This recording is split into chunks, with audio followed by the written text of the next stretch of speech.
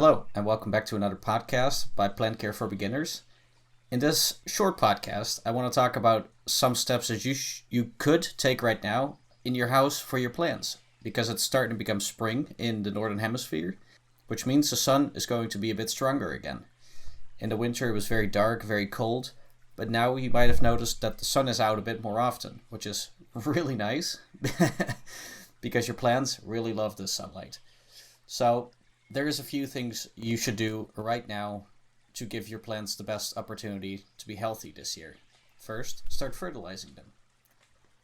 Because the sun is out again, your plants can grow again, which means it could actually benefit from the fertilizer.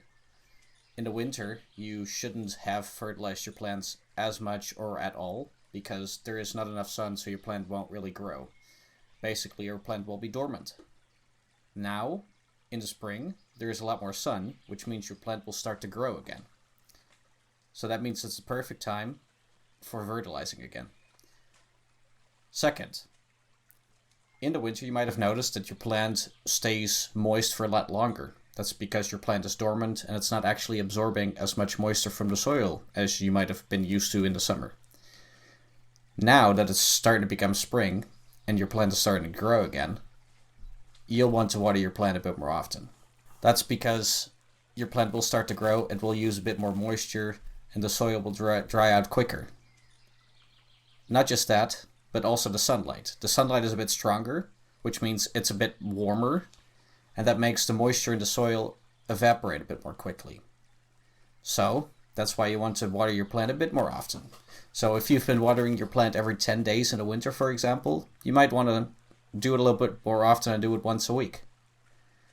Of course, you'll always check if your plant actually needs water, because it might still be moist at this point in time and you don't want to water a plant that is still moist.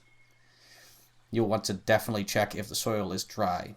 If it's dry, maybe even earlier than 7 days, you will want to water it. Last but not least, you should move your plants slightly closer to the windows just to wake them up a little bit.